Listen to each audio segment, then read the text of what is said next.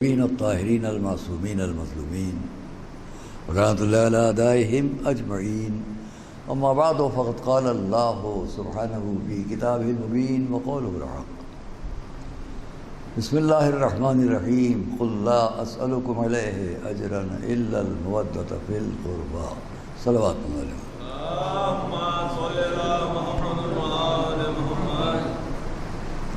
قرآن کریم کے 114 سوروں میں سے 42واں سورہ شورا،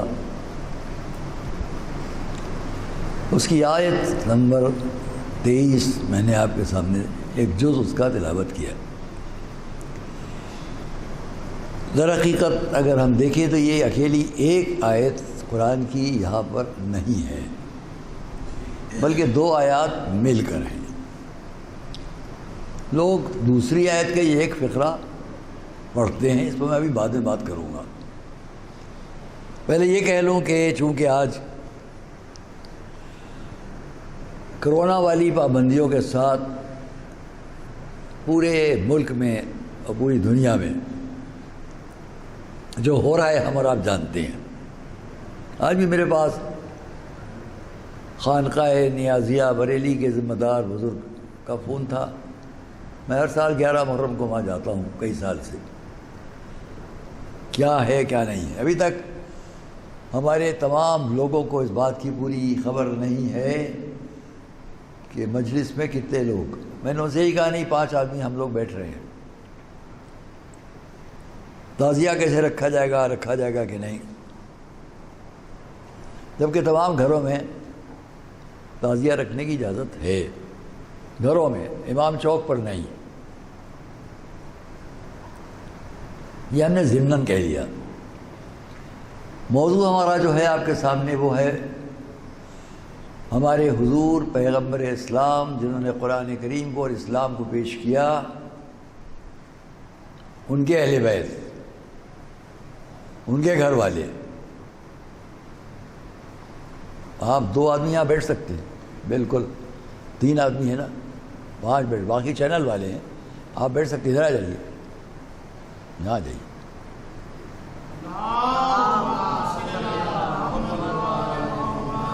ہم نے پوچھ لیا ہے جو حضرات ریکارڈ کر رہے ہیں وہ مستثنیٰ ہیں، جہاں بھی ہوں جو حضرات شرکت کر رہے ہیں انہیں ہم گن لیتے ہیں کہ 5 آدمی.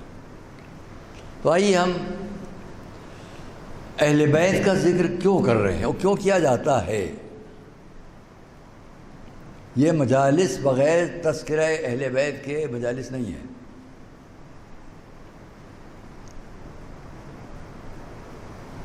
جہاں تک ہماری آواز جائے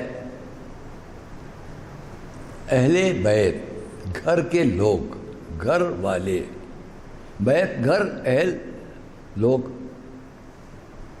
گھر والے. تو ہمارے حضور نے جن کو ہم حضور احتراماً کہہ رہے ہیں، خالی کہ پورا نام نہ لیں، حضور نے یعنی ہمارے حضور پیغمبر اسلام صلی اللہ علیہ وآلہ وسلم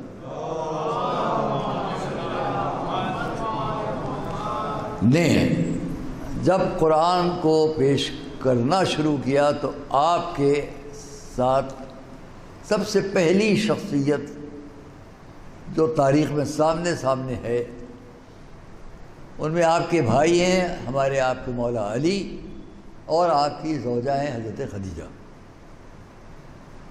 اعلان اسلام، اعلان نبوت 40 سال کے سن پر، اور اس وقت یہ 2 شخصیتیں ہمیں نظر آ رہی ہیں.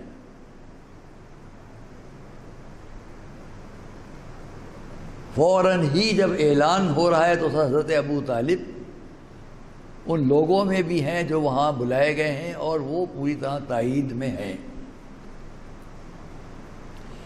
حالانکہ اگر میں آپ سے کہوں تو غلط نہیں ہوگا کہ حضرت ابو طالب تو اس وقت سے تائید میں ہیں. حضرت ابو طالب ہمارے حضور کی نبوت کے اس وقت سے قائل ہے کہ جیسے ہی وہ اس دنیا میں آئے.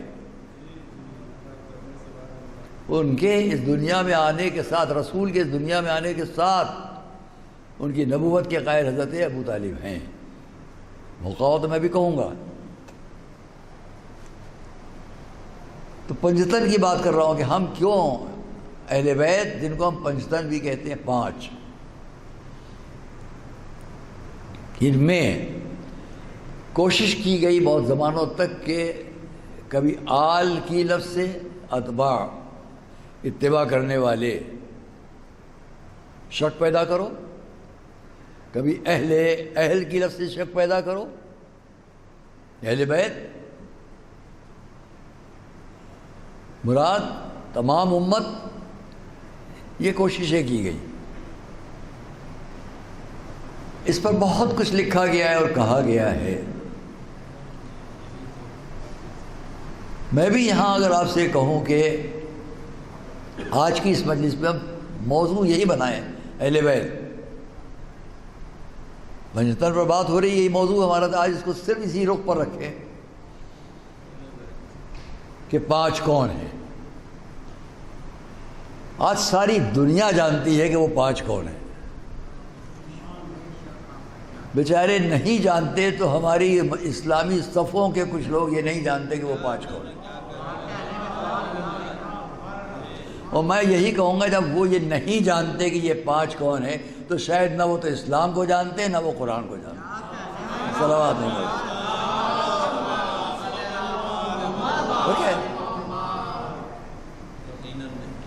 کیونکہ میں اپنی خواہش سے، اپنی مرضی سے، اپنی عقیدے کی بنیاد پر، اپنی فکر کی بنیاد پر یہ بات نہیں کہہ رہا ہوں، دعویٰ کر دیا، دلیل کچھ نہیں، ایسا نہیں ہے۔ 2 جگہوں سے ہم آپ کے سامنے محکم دلیل پیش کرتے ہیں کون ہے اہل بیت، 2 جگہوں سے۔ قرآن کریم کی 2 آیتوں سے، اسلامی تاریخ کے 2 واقعوں سے، اسلامی بڑے بڑے مفسرین میں جن کے بڑے نام ہیں ان میں سے 2 مفسرین کے ذریعے، 2 جگہ قرآن کی آیتیں، 2 جگہ تاریخ کا واقعہ، 2 جگہ اسلامی بڑے بڑے مفسرین، ان میں بھی ایک وہ مفسر ہے کہ جس کے لیے عالم اسلام کے لوگوں کا دعویٰ یہ ہے کہ اس کے ذریعے ہم نے قرآن کریم کی تفسیر کا سبق سیکھا۔ کوئی چھوٹا موٹا نام نہیں لوں گا میں، قرآن کریم کی تفسیر کیسے ہو یہ سیکھا۔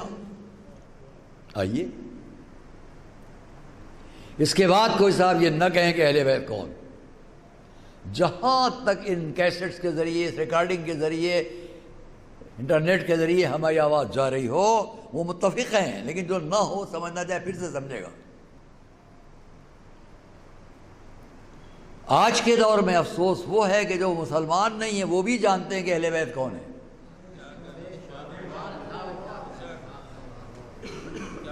ہاں وہ بھی جانتے ہیں۔ بیچ میں ایک بات یاد آ گئی، چلیے وہ قرآن اور آیات ان سے میں ابھی بعد میں کہوں گا، بالکل ایک سامنے کی بات یاد آ گئی، پریکٹیکلی زندگی کی ایک بات ہے جو میں کہنے جا رہا ہوں۔ بہت کم سنی تھی ہماری، بہت چھوٹے سے تھے ہم، ابتدائی زندگی میں تھے، شوق تھا مجلسیں پڑھنے کا، ممبر پر جانے کا، لوگوں تک اپنی بات پہنچانے کا کہ ہم بھی کچھ کہیں۔ یہاں کے طالب علم تھے جہاں بیٹھ کے آپ بات سن رہے ہیں۔ عراق کی تعلیم، نجف اشرف کی تعلیم کے لیے جانے سے پہلے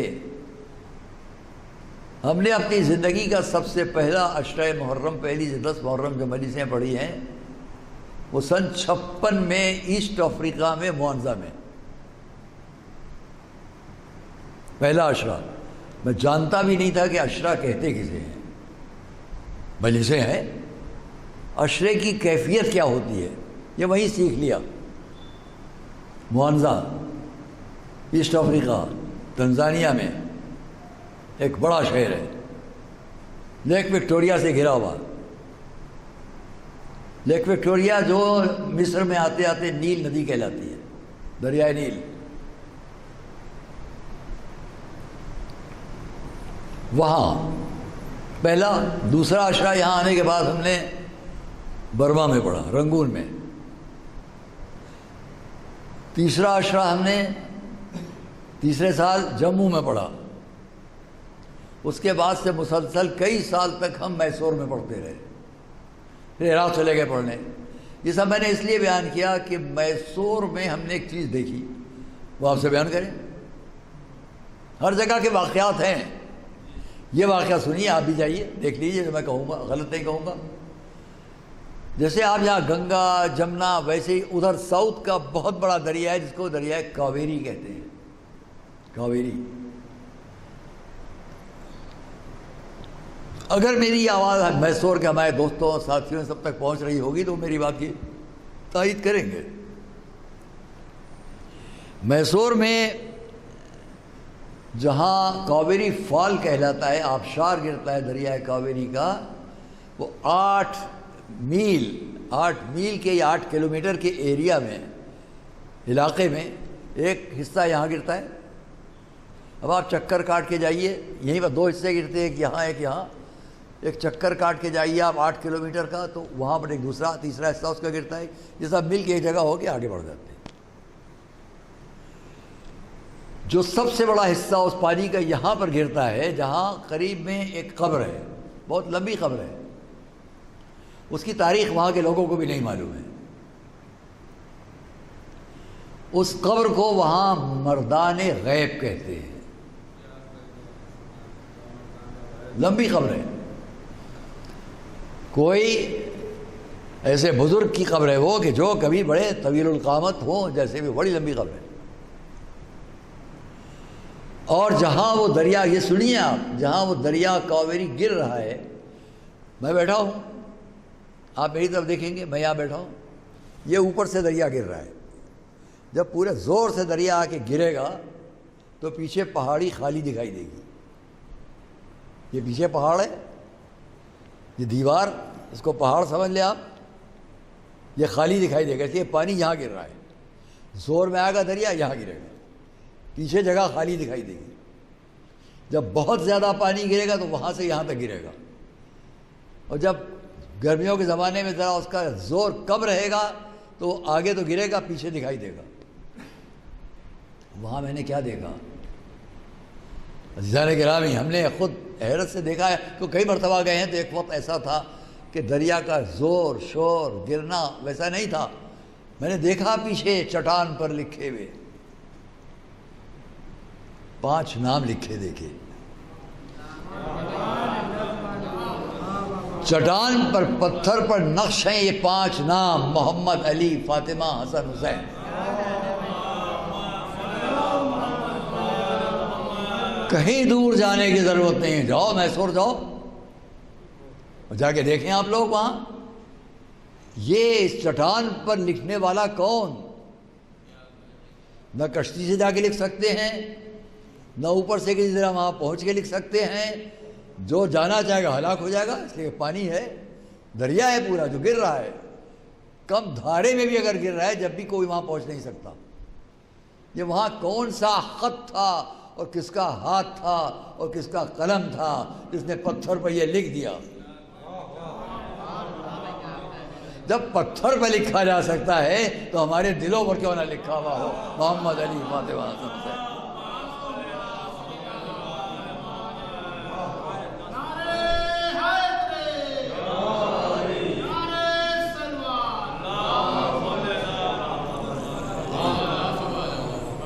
یہ تو ہم نے آپ کے سامنے اپنی عملی زندگی کی مثال پیش کی ہے۔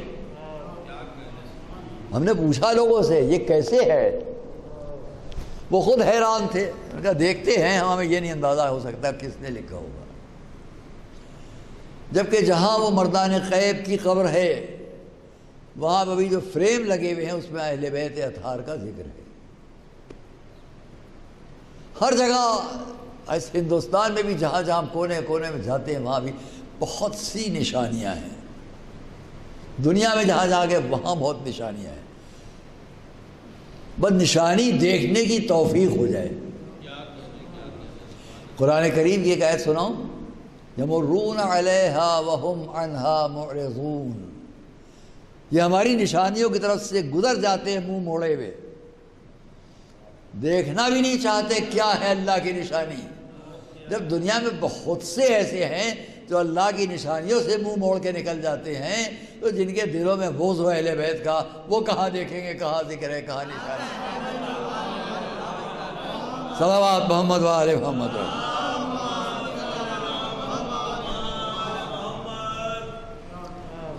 پنجتن کون؟ بہت سی باتیں، لیکن میں قرآن کریم سے 2 واقعے، 2 سورے، 2 آیات سنیے. ایک یہی آیت جس سے میں نے آپ کے سامنے کہ یہ 2 آیات مل کر ہیں، 22 اور 23. ترى الظالمین مشفقین مما کسبوا وهو واقع بهم والذین آمنوا وعملوا الصالحات فی روضات الجنات لهم ما یشاءون عند ربهم ذلك هو الفضل الکبیر. ذلك الذی، اب یہ دوسری ہے جس سے میں نے آپ کو روزانہ شروع کر رہا ہوں. ذلك الذی یبشر اللہ عباده الذین آمنوا وعملوا الصالحات قل لا اسألكم علیہ اجرا الا المودة فی القربى ومن یقترف حسنة نزد له فیہا حسنا ان اللہ غفور شکور. صلوات اللہ. ان کا ترجمہ، ان کی تفسیر میں جاؤں تو بہت وقت آپ کا جو کہنا چاہتا ہوں رک جائے گا. اب ہم اس آیت کے اس فقرے کو ہمیشہ سنتے ہیں، قل لا اسألکم علیہ اجرا، اے رسول آپ کہہ دیجئے ان سے کہ میں تم سے کوئی سوال نہیں کرتا مگر میرے قرابت داروں کی مودت. جبکہ اگر ہم دونوں آیتوں کو ملا کے ترجمہ صرف پیش کر دیں آپ کے سامنے تو کیا ہے؟ اے رسول ترى الظالمین، دیکھیں گے آپ ان ظالموں کو، مشفقین، ڈرتے ہوئے، خوف زدہ ہوتے ہوئے،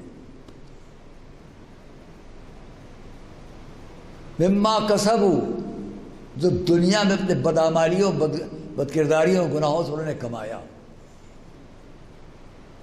آپ ان ظالموں کو اپنے ان اعمال کی بنیاد پر ڈرتے، کانپتے، خوف زدہ ہوتے دیکھیں گے. وَهُوَ وَاقِعٌ بِهِمْ، جبکہ ان کی اس بدکرداریوں کا جو عذاب ہے، جو سزا ہے، وہ ان پر واقع ہو کر رہے گی. ظالموں کا ذکر ہو گیا. ایک ہی آیت ہے، ایک ہی آیت ہے. اسی آیت کا دوسرا فقرہ، اور جو لوگ ایمان لائے، وہ عمل صالح بجا لائے، اچھے اچھے کام کیے انہوں نے، فی روضات الجنات، یہ جنت کے باغوں میں ہیں، لہم ما یشاءون عند ربہم، جو کچھ بھی یہ چاہتے ہیں وہ ان کے رب کے پاس ان کے لیے ہے.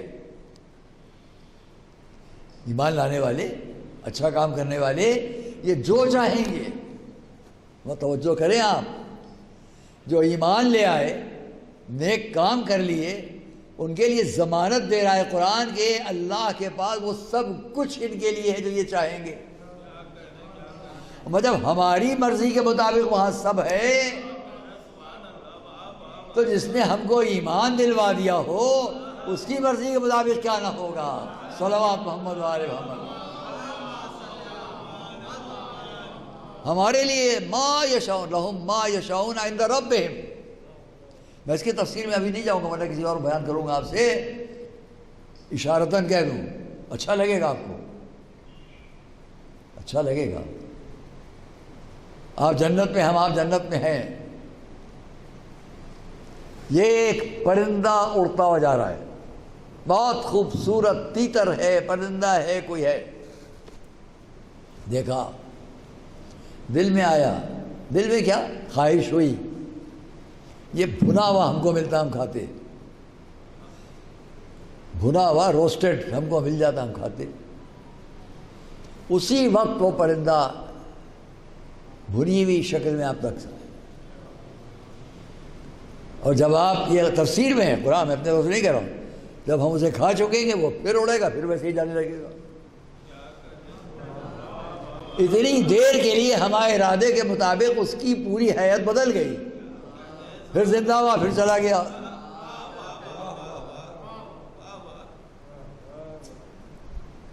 عزیزان گرامی، ہماری مرضی پر جنت میں زندگی کو موت ملے گی اور موت کو پھر زندگی مل جائے گی. ہماری مرضی پر مومن خالی جو چاہو گے ملے گا.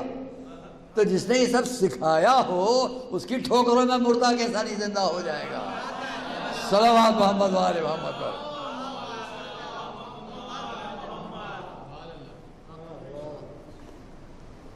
اور اس لیے یہ پہلی آیت ابھی ہوئی تمام.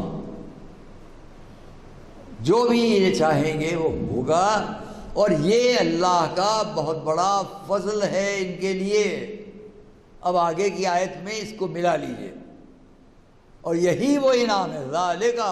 ذالک الذی، یہی وہ انعام ہے. یبشر اللہ، جو اللہ بشارت دیتا ہے اپنے بندوں کو جو عمل صالح کر چکے، ایمان لا چکے. عباد الذین آمنوا وعملوا الصالحات، یہ سب کیا جنہوں نے، تو یہی انعام ان کا ہے. وہ بشارت جو اب یہاں کہی جا رہی ہے وہ پہلے کی آیت سے ملا لیجئے. اگر ایمان ہے، عمل صالح ہے، تو یہ سب ہے. اور یہی انعام ان کے لیے ہے، یہی بشارت ان کے لیے ہے جو ایمان لائے، عمل صالح بجا لائے. کہہ دیجئے رسول آپ ان سب سے، میں تم سے کوئی سوال اپنی اس تمام رسالت، ان تمام محنتوں، ان تمام زحمتوں کے مقابلے میں نہیں چاہتا مگر یہ کہ میرے قرابت داروں کی محبت. قرآن نے ایک اور جگہ کہا لئن شکرتم لازیدنکم، اگر تم میرا شکر ادا کرو گے تو میں اور اضافہ کروں گا. یہاں جیسے ہی محبت کا سوال ہوا فوراً قرآن کی ایک آیت کیا ومن یقترف حسنۃ نزد لہ فیہا حسنہ، اور جو بھی نیکیوں کو کمائے گا، بڑھائے گا، ان کو حاصل کرے گا، ہم اور اضافہ کریں گے اس کی نیکی میں. توجہ کرنا. جیسے ہی بشارت محبت اہل بیت کی دی گئی ویسے یہ کہا گیا کہ جو جتنی نیکی کرے گا اور اضافہ کریں گے. اب تو پہچانو کہ جب عام باتوں کے لیے اس نے کہا تم شکر ادا کرو ہم بڑھاتے جائیں گے، تو یہ نہ تصور کرنا کہ محبت کا جذبہ کیوں بڑھتا چلا جاتا ہے. ہمارے پاس محبت ہے، وہ بڑھاتا چلا جائے گا، بڑھاتا چلا جائے گا. صلوات محمد و آل محمد. ان اللہ غفور شکور. بات تمام ہو گئی. بے شک اللہ بڑا بخشنے والا. اب شکور کا ترجمہ کیا کروں؟ شکور کا ترجمہ کیا کروں؟ وہ بڑا شکر بھیجنے والا ہے.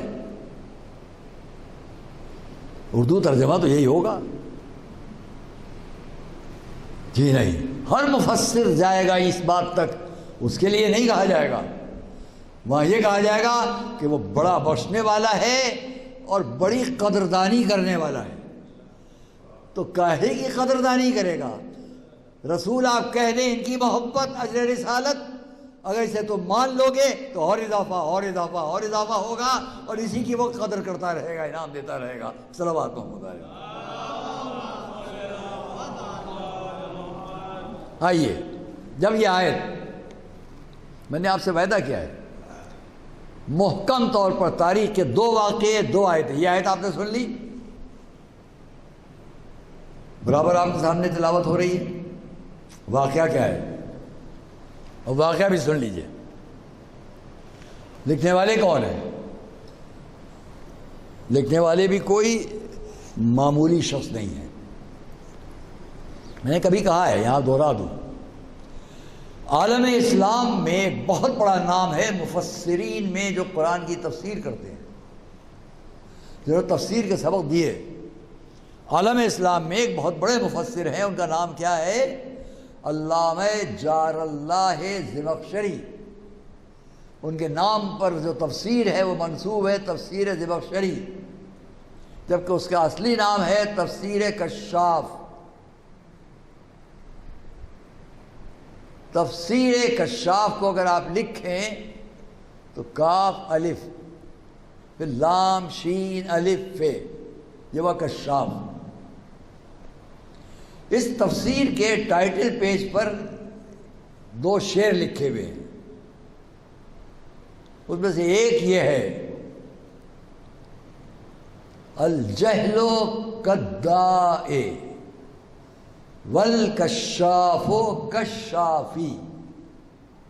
ترجمہ کروں، یہ تفسیر میں کسی تمہید سے کہہ رہا ہوں اس لیے تاکہ آپ پہچانیں جو آگے بات کہوں گا اس کی اہمیت کیا ہے. میں نے پیدا کیا نا کہ 2 سورے، ایک سورہ کی بات کر لی آپ کے سامنے، سورہ شورا، اس میں سے اس آیت کو آپ کے سامنے پیش کر دیا. میں نے آپ سے کہا تاریخ کے 2 واقعے میں سے پہلا واقعہ سن لیجئے. میں نے کہا 2 مفسرین بڑوں میں سے اس مفسر کی بات سن لیجئے.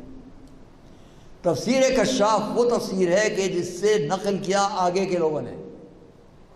تفسیر رازی علامہ زمخشری نے یہ لکھا، بیضاوی علامہ زمخشری نے یہ لکھا، ہر ایک ان سے نقل کر رہا ہے. اور ان کی تفسیر میں کیا لکھا گیا شروع ہی میں، بالکل شروع میں، جہالت ایک مرض ہے. ترجمہ کر رہا ہوں، الجہل کالداء، جہالت مثل ایک بیماری کے. آج کل بہت بڑی بیماری چل رہی ہے. جہالت کو بھی علامہ زمخشری ایک بیماری کہہ رہے ہیں، ایک وبا. جہالت ایک بیماری ہے. والکشاف و کشافی، اور یہ جو تفسیر کشاف ہے یہ اس جہالت سے مثل شفا دینے والے کے. ایک ہی لفظ کے انہوں نے 2 فائدے اٹھائے. نام کشاف کھولنے والا، کشافی شفا دینے والا. ایک ہی لفظ عربی کا لیکن اس پر ذات سے بدل کے دونوں مطلب اس کے نکل آئے. یہ کتاب کشاف جہالت کو ہٹا کر، پردے ہٹا کر کھولنے والی کتاب. اسی سے اگر پڑھو گے تو شفا ملے گی جہالت کے مرض سے. تو ٹھیک ہے، علامہ زمخشری آپ نے تفسیر کشاف کو جہالت کا مرض دور کرنے کے لیے کتاب قرار دیا، تفسیر قرار دیا. جب آپ اس سورہ شورا کی اس آیت کو لکھنے چلے، پرانے زمانے کا جو چھاپا ہوتا تھا، کاغذ ہوتا تھا، بادامی کاغذ، موٹا کاغذ، یہ بڑی اس کی جلد سائز اس کا، اس پر تقریباً 1.25 یا 2.5 صفحوں پر اس آیت کی تفسیر ہے جو میں نے خود دیکھی. اب آئیے، اہل بیت 5، کوئی اور نہیں. اتنا بڑا مفسر، ایسی کتاب، تمام عالم اسلام جب قرآنی تفسیر میں جائے گا تو ان کو رد نہیں کر سکتا، ان کا انکار نہیں کر سکتا، ان کو غلط نہیں کہہ سکتا. وہ صاحب کشاف یہ لکھ رہے ہیں، لوگ آخر دور نبوت ہے، رسول کے پاس آنے لگے، آ کر کہنے لگے آپ نے ہمارے لیے بڑی محنتیں، مشقتیں، زحمتیں اٹھائیں، بڑی اذیتیں، مصیبتیں برداشت کیں، ہم چاہتے ہیں ہم آپ کی خدمت میں کوئی نذرانہ پیش کریں. تو انہوں نے لکھا، یہ سلسلہ تقریباً 3 دن تک رہا. کھلے میدان میں لوگ آتے تھے، ایک طبق سونے یا چاندی کا، اس میں جواہرات بھرے ہوئے لا کر پیش کرتے تھے، یہ قبول کر لیجئے. میں نے کبھی اس کو کہا ہے، لانے والے بیچارے یہ نہیں سمجھ پائے کہ تمہارے جواہرات کی ضرورت رسول کو نہیں ہے، تم جواہرات لے کر آ رہے ہو. وہ جواہرات کنکر اٹھاتے تھے تو بن جاتے تھے. صلوات محمد علیہ.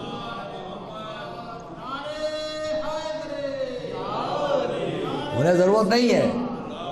آپ سونے کا طبق لے رہے ہیں، وہ اشارہ کرتے ہیں دیوار سونے کی ہو جاتی تھی. انہیں ضرورت نہیں، مگر چلیے عقیدت تھی، جس کے پاس جو تھا وہ لایا. تو انہوں نے لکھا، ہر روز ہمارے حضور منہ موڑ لیتے تھے. اب آپ ہماری طرف دیکھیں گے، ہر روز حضور منہ موڑ لیتے تھے، نہیں دیکھتے تھے. کیا یہ کم ہے؟ کیا یہ اور چاہیے؟ کیا یہ اور چاہیے؟ اب آئیے، 5 تن 5 4 کون ہیں ان میں سے رسول کے ساتھ؟ اور قرآن کا یہ سورہ، قرآن کی یہ آیات، قرآن کا یہ واقعہ، تاریخ اسلام کا یہ واقعہ، کوئی شک نہ کرے کہ کون ہے 5. جب آخری دن تو رسول نے، مجمع نے پوچھا، فرمایا یہ آیت آئی ہے، قل لا اسألکم علیہ اجرا الا المودۃ فی القربى. رسول ان سے کہہ دو میں تمہارا یہ سمجھنا نہیں چاہتا، یہ سونا چاندی جواہرات لے جاؤ، ہم کو یہ نہیں چاہیے. ہماری رسالت کی مصیبتوں کے مقابلے میں اگر کچھ دینا چاہتے ہو تو میرے قرابت داروں کی مودت. سنیے، ابھی سن لیجیے. جب یہ کہا تو لوگوں نے پوچھا، علامہ زمخشری لکھ رہے ہیں، جب یہ فرمایا تو لوگوں نے گھبرا کے پوچھا یا رسول اللہ پھر یہ تو بتا دیجیے وہ کون ہے قرابت دار؟ میں کہتا ہوں جانتے سب تھے، لیکن اس لیے سوال کر لیا اب کسی کو شک نہ رہ جائے۔ توجہ کیجئے گا، زمخشری کی اس تفسیر کے صفحے پر جاؤ۔ جب لوگوں نے پوچھا یا رسول اللہ کون ہے قرابت دار، تو انہوں نے لکھا، صفحے پر لکھے ہوئے صرف 4 نام چمک رہے ہیں کہ رسول نے فرمایا علی، فاطمہ، حسن، حسین، یہ ہے میرے قرابت دار۔ صلوات محمد و آل محمد پر۔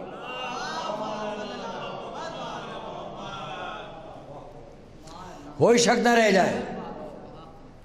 پھر اس محبت کی قیمت بتائی، خالی یہ نہیں کہ بس محبت رکھو ان 4 سے، قیمت بتائی۔ وہ قیمت بعد میں بتاؤں، پہلے ایک حدیث سن لیجیے۔ حضور کا ایک قول، ایک حدیث جس میں آپ فرما رہے ہیں حبی وحب اہل بیتی، میں اور میرے اہل بیت کی محبت۔ اہل بیت کے نام سن لیا آپ نے۔ رسول فرما رہے میری محبت اور میرے اہل بیت کی محبت نافع، نفع دینے والی ہے، فی 7 مواطن، 7 موقعوں پر، احوالہن عظیمہ، ان کا خوف، ان کا حول بہت سخت ہے۔ جو آخرت پر یقین رکھتے ہیں وہ اس محبت کو اپنے پاس سے ہٹنے نہیں دیتے۔ 7 رسول فرما رہے 7 جگہوں پر میری اور میرے اہل بیت کی محبت، جتن کی محبت نفع دے گی۔ عند الوفات،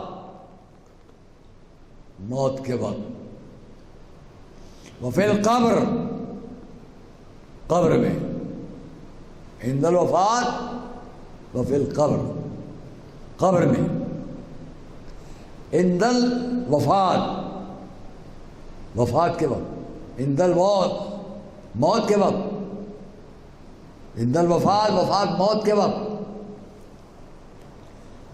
وفی القبر، قبر میں، وعند النشور، تیسرا موقع جب حشر و نشر ہوگا، قبر سے اٹھے گا مردہ، وہاں یہ محبت فائدہ دے گی۔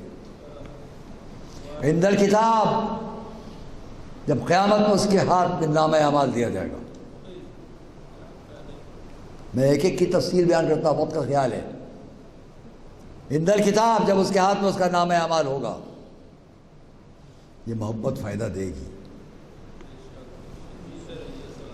عند الحساب، جب قیامت میں اس کے اعمال کا حساب ہو رہا ہوگا،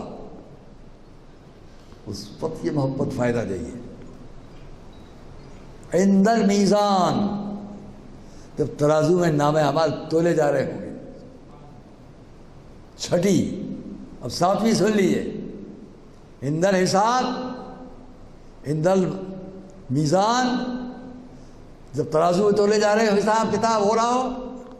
آخری، وعند الصراط، جب یہاں سے نکل کے وہاں جانے کا موقع ہوگا، کہیں بیچ میں جہنم میں نہ گرا دیے جائیں۔ یہ محبت کام آئے گی، ایک بجلی کی طرح چمک کر مومن جنت میں پہنچے گا۔ صلوات محمد و آل محمد۔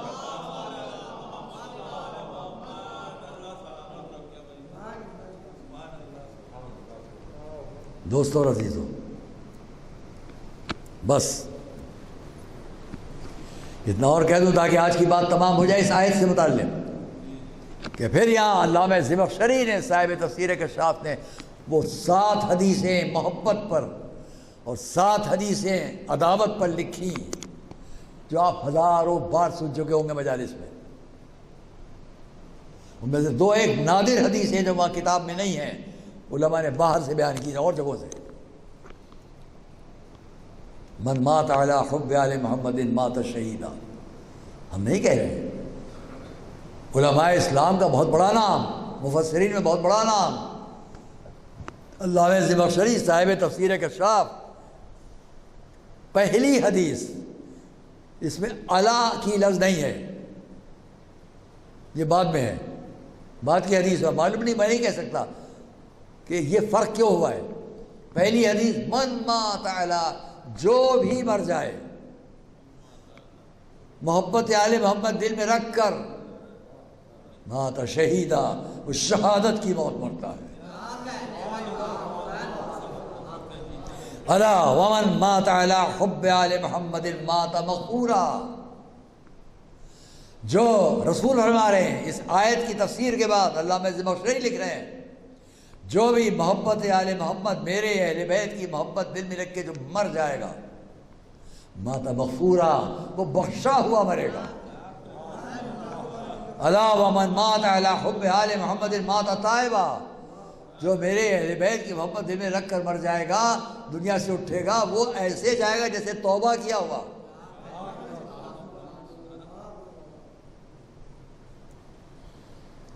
اور پھر دو ایک نادر حدیثیں یہاں پر ہیں۔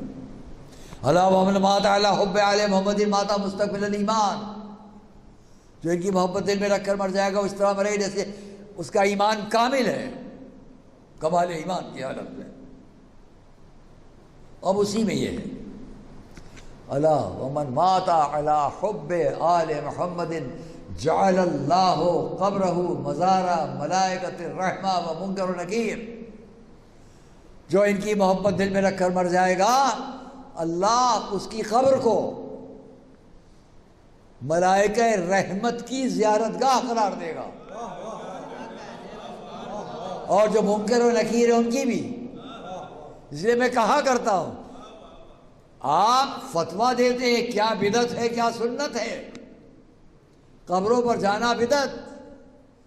سب سے بڑا مفسر آپ کا لکھ رہا ہے کہ حضور نے فرمایا جو ان کی محبت دل میں رکھ کر مر جائے، اللہ اس کی قبر کو رحمت کے ملائکہ کی زیارت گاہ قرار دیتا ہے۔ اور جب ایک عام مومن کی قبر ملائکہ رحمت کی زیارت گاہ بن جائے تو امیر المومنین تک جانے والے کا کیا مطلب ہوگا؟ صلوات محمد وآل محمد، جو اس روضے تک جائے۔ دوستو اور عزیزو، کمی نہ رہ جائے مسائل میں، اس لیے میں بات کو یہیں چھوڑتا ہوں۔ پھر مسلسل احادیث وہ بھی ہیں جو بغض آل محمد دل میں رکھنے والوں کے لیے، ایک قیدوس میں سے جس کو علامہ راضی نے بھی نقل کیا،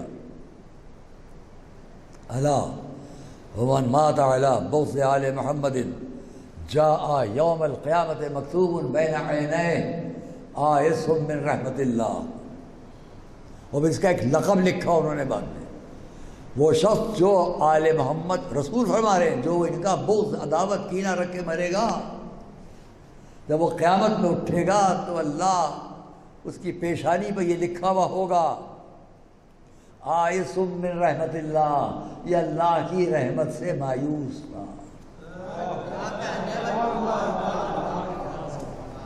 اور آئس من رحمت اللہ کے لیے کہ اللہ کی رحمت سے مایوس ہے، پیشانی پہ لکھا ہوگا آئس من رحمت اللہ۔ علامہ راضی نے لکھا یہ لقب شیطان کا ہے۔ صلوات محمد وآلہ محمد۔ خدا محفوظ رکھے، خدا محفوظ رکھے۔ وقتی جذبے میں اس کا جو دل چاہے کہہ لے کر لے، لیکن اپنی کتابوں تک جائیں ہم سب۔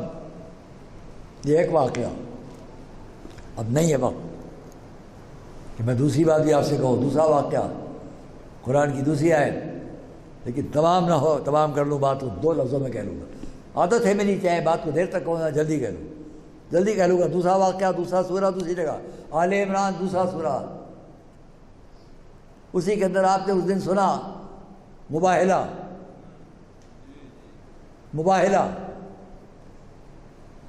نصارہ سے علم برباد، پھر بددعا کی منزل، سب نے لکھا۔ یہ دوسرا واقعہ اہل بیت کون، آج کی بات تمام کر لوں، اہل بیت کون، پہلی بات سن لی آپ نے، یہ 5۔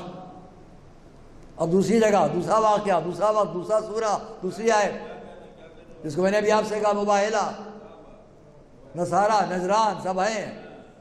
یہاں علامہ راضی لکھ رہے ہیں، صاحب کشاف سے نقل کر رہے ہیں کہ رسول جب نصارہ نجران کے مقابلے میں لے کر چلے تو آپ کے ساتھ 4 ہی لوگ تھے، علی، فاطمہ، حسن، حسین صلوات اللہ علیہ۔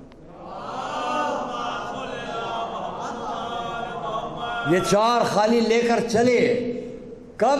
جب اللہ نے حکم دیا ان سے کہو تم اپنے نفوس کو، اپنے بیٹوں کو، اپنی بیویوں کو، اپنے بچوں کو لے کے آؤ، ہم بھی لے کر آئیں۔ تو یہ واقعہ حضور کی زندگی کے آخر کا ہے۔ وہاں کوئی تو تلاش کرے کہ ان 5 کے سوا کوئی اور ہوتا ایسا کہ جو جا سکے، کوئی اور نہیں ہے۔ اور جب رسول ان سب کو لے کر چلے تو علامہ راضی نے لکھا کیوں لے کر چلے؟ بات تھی سچائی کی، بات تھی صداقت کی، کیونکہ جھوٹوں پر لعنت ہونا ہے تو سچے ہی آئیں گے لعنت بھیجنے، جن پر کبھی جھوٹ کا اطلاق نہ ہو۔ علامہ راضی نے بڑا قیمتی جملہ لکھا، رسول اپنے ساتھ اپنے ان 5 اہل بیت، 4 اہل بیت کو لے کر نہیں آ رہے تھے، بلکہ سچائی کی نشانیوں کو لے کر آ رہے تھے۔ صلوات محمد وآل محمد پر۔ یہ اہل بیت نہیں ہے، یہ سچائی کی نشانیاں ہیں، سچ کی نشانیاں ہیں۔ علائم الصدق لکھا انہوں نے، اس لیے اگر جو ان کو ساتھ رکھے گا اس کے ساتھ سچ ہے، حق ہے، سچائی ہے۔ دوستو بس آج کی بات انہی علائم صدق میں جن کو یہ سند دے دیں، جن کو یہ کہہ دیں کہ یہ ٹھیک، یہ سچے، یہ اچھے۔ امام حسین بھیج رہے ہیں اپنے بھائی کو کوفے کی طرف،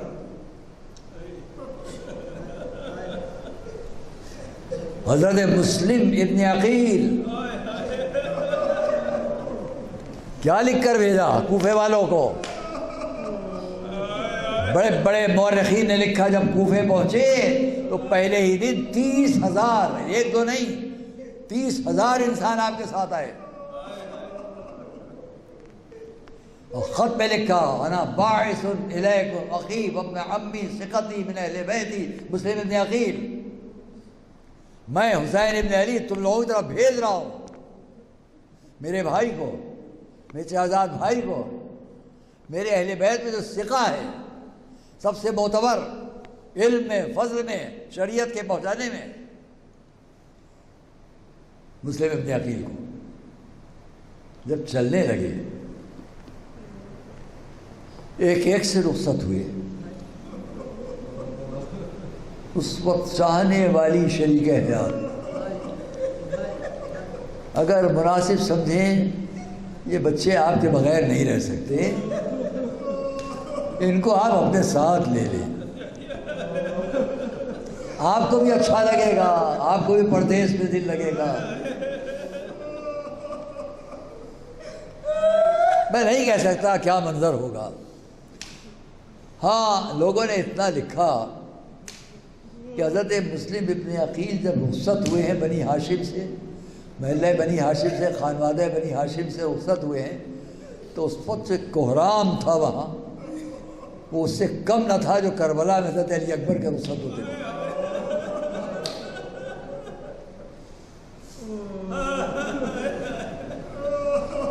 وہ حضرت مسلم اپنے 2 معصوم چھوٹے بچوں کو لے کر آئے، سفر کوفے آئے۔ وقت گزرنا شروع، مجھے شہادت حضرت مسلم نہیں پڑھنا ہے، وقت گزرنے لگا، یہاں تک کہ وہ بتایا کہ ابن زیاد اپنے کینے اور بغض کے اعتبار سے اس نے حضرت مسلم کو شہید کیا۔ اتنا ہے کہ آپ نے اپنے دونوں بچوں کو کوفے میں مولا کے وقت سے قاضی تھا، جس کا نام آپ لوگ جانتے ہیں، قاضی شریح، اس کے حوالے کر دیا تھا کہ ان بچوں کو تمہارے پاس امانت۔ جب حالات خراب ہو گئے کوفے کے، حضرت مسلم کی شہادت ہو گئی، ڈر رہا ہے قاضی شریح، پتہ چل گیا تو میرا کیا ہوگا، اپنے بیٹے کو حکم دیا کہ ان بچوں کو لے جا کر رات کے اندھیرے میں، رات کے سناٹے میں شارع مدینہ پر کھڑے ہو جانا، اور اگر کوئی قافلہ مدینے جا رہا ہو تو ان بچوں کو اس قافلے میں کر دینا. معصوم بچے، یتیم بچے، نہ ماں ساتھ میں اب ہے، نہ بھائی ساتھ میں ہے، نہ کوئی اور ہے، پردیس، غریب الوطنی، اکیلے 2 بچے. جو کہہ لے کوئی، تو بابا کا بھی سایہ سر پر نہیں. لے کر چلا قاضی شریح کا فرزند دونوں بچوں کو. صاحب ناسخ التواریخ نے اس کو لکھا. آیا رات کے سناٹے میں اس راستے پر بیٹھ گیا جو عراق سے شام جاتا ہے اور حجاز جاتا تھا. مدینے کے شارع مدینہ پر آ کے بیٹھا، دیکھا سامنے گرد اڑ رہی ہے، لیکن اندازہ یہ ہے کہ یہ کارواں آگے جا چکا ہے. آ نہیں رہا ہے، جا چکا ہے. اس کی گرد نظر آ رہی ہے، رات کا وقت ہے. بچوں سے اتنا کہا، پتہ نہیں بچوں پھر کوئی کارواں ملے نہ ملے، ایسے ہی کہا ہوگا، تم جا کر اس کارواں سے متصل ہو جاؤ، یہ مدینے جا رہا ہے، تم ساتھ چلے جاؤ. اللہ اکبر. میں یہاں قرآن کی آیات پڑھتا، یہاں واقعات بیان کرتا، چند جملے عبرت کی بات. رسول کو حکم ہے کوئی غیر مسلم آ جائے اسے امن کی جگہ پہنچاؤ اگر وہ پناہ لینے آئے. یہاں وقت کا قاضی، اس کا بچہ جو پناہ لیے ہوئے 2 بچے ہیں، ان کے ساتھ کیا ہو رہا ہے؟ امن کی جگہ پہنچانے کی بات نہیں ہے. وہ سامنے کارواں جا رہا ہے، چلے جاؤ. تاریخ نے لکھا دونوں بچے بہت تیز قدموں سے آگے بڑھے، چھوٹے کمسن بچے، رات کا وقت. جب وہاں پہنچے قریب تو دیکھا گرد کارواں تو ہے، قافلے کے جانے کی گرد اڑ رہی مگر قافلہ نہیں ہے. قافلہ جا چکا ہے. رات بھر بچے ایک جگہ پر راستہ ڈھونڈتے ڈھونڈتے جس قید خانے میں تھے اس کے نگہبان نے جب یہ معلوم کر لیا تھا کہ یہ بچے خانوادہ رسالت کے ہیں تو اس کو بڑا رحم آیا، ہاتھ جوڑے، معافی مانگی اور ان بچوں کو رہا کر دیا. تاریخ یہ ایک الگ بات ہے کہ جب صبح ابن زیاد کو پتہ چلا کہ مشکور نے بچوں کو رہا کر دیا تو اس کو بڑے ظلم سے شہید کیا گیا، لیکن اس کے باوجود وقت آخر تک وہ یہ کہتا رہا میں نے بہت ٹھیک کیا، میں نے بہت اچھا کیا.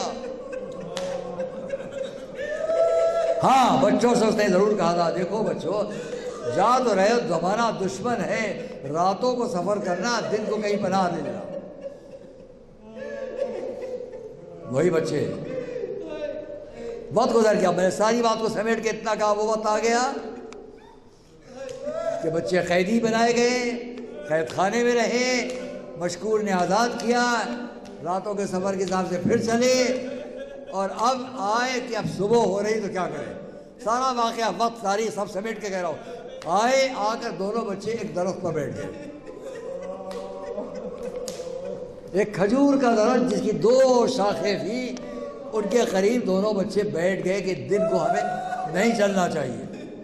وہ کھجور کے دونوں تنے جو شاخیں تھیں وہ پانی کے اوپر جھکی ہوئی تھی. ایک کنیز آئی، اپنی مالکہ کی طرف سے پانی بھرنے آئی، آ کے اس نے ڈول ڈالا پانی کے لیے دریا میں، پانی میں، نہر میں. تو روایت کا فقرہ سنیں گے آپ. میں لکھا کہ اس نے ایسا دیکھا کأنہما، میں روایت کا فقرہ نقل کر رہا ہوں، کأنہما عاکسان، کأنہما قمران عاکسان فی الماء. اس کو ایسا لگا جیسے پانی میں 2 چاند چمک رہے ہیں. سر اٹھا کے دیکھا 2 معصوم بچے. بچوں آپ یہاں کیوں بیٹھے ہوئے ہیں، آپ کون ہیں؟ جب سب معلوم ہو گیا تو اتنا کہا دنیا بہت خراب ہے، حالات بہت خراب ہے، میری مالکہ جو ہے وہ بڑی چاہنے والی اہل بیت کی ہے، آپ ہمارے ساتھ چلیں. بچوں کو لے کے گھر آ گئی. جب مالکہ نے سنا یہ مسلم کے فرزند ہیں، بڑے احترام سے اندر لے گئی، حجرہ صاف کیا، فرش صاف کیا، بچوں کو بٹھایا، غذا کا اہتمام، جو کچھ کر رہی ہے بچوں کے لیے. دن گزرا، رات آئی. اس کا شوہر بہت دشمن ہے اہل بیت. وہ گھر میں آیا رات کے وقت، کھانا مانگا. اس کی زوجہ نے چہرہ دیکھا، کہاں سے آ رہا ہے؟ بہت تھکا ہوا لگ رہا ہے۔ کہا قید خانے سے مسلم کے فرزند فرار ہو گئے ہیں، نکال دیے گئے، میں ان کو ڈھونڈتا پھر رہا ہوں۔ کیوں ڈھونڈ رہا ہے؟ کہا ان کو قتل کر کے لے جاؤں گا، ابن زیاد سے بڑا انعام ملے گا۔ زوجہ نے اتنا کہا کیوں؟ جناب سیدہ کے خاندان کے ساتھ دشمنی کرتا ہے۔ باتیں ہو رہی تھی، اندر ایک بچے کی آنکھ کھلی، ایک نے دوسرے بھائی کو جگایا، کہا بھیا کیا سو رہے ہو؟ ابھی خواب میں دیکھا کہ نانا رسول خدا آئے ہوئے ہیں، بابا مسلم نے عقیل ہیں، وہ اپنے ہمارے بابا سے دادا سے کہہ رہے ہیں مسلم سے جناب رسول خدا، اے مسلم اپنے بچوں کو کہاں چھوڑا ہے؟ وہ جواب دے رہے ہیں ہاں ابھی آتے ہوں گے۔ دوسرے بھائی نے کہا ہم نے بھی یہی خواب دیکھا ہے،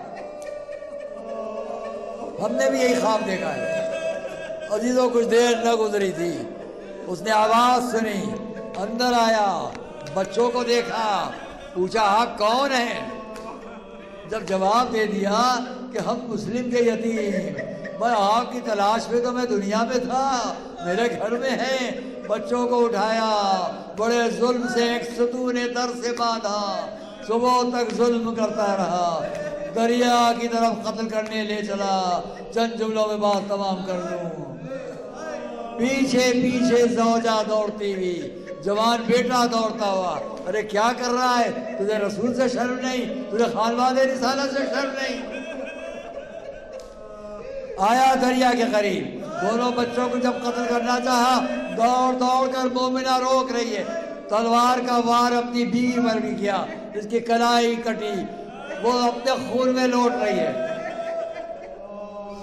بچے سے کہا، وہ بھی وار چلا گیا۔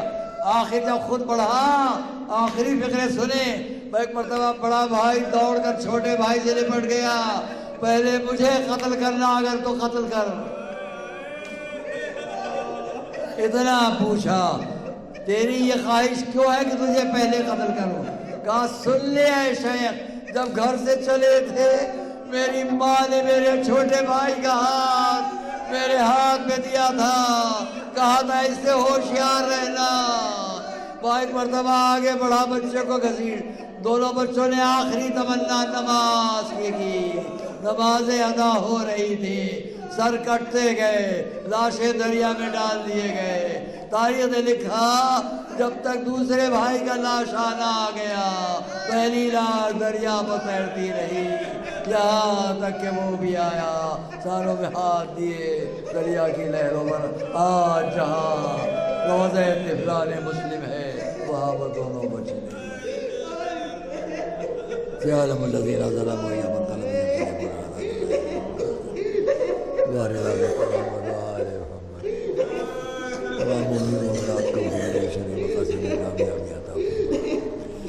محمد والے ہم کو زندگی کی آخری سال تک رائے محبت اہل بیت۔ آپ تمام حضرات سے ایک درخواست ہے کہ آج کی تاریخ ہماری اس ادارے کی بہت بڑی شخصیت تھے، قوم اور ملت کی بھی بہت بڑی شخصیت تھے، ہمارے بڑے اچھے محبت کرنے والے بھائیوں کی طرح تھے۔ ان کا نام آپ سب جانتے ہیں، مرحوم آیت اللہ المرحوم جناب مجتبیٰ ادیب الہندی صاحب مرحوم، آج کی تاریخ ان کی وفات ہوئی تھی۔ میں نے اخبارات میں دیکھا ان کے ورثہ کی طرف سے ہم اور آپ بھی ان کے لیے ایک سورہ فاتحہ کی جہاں جائیں، جناب ادیب الہندی صاحب مرحوم کے لیے ایک بار سورہ فاتحہ تلاوت۔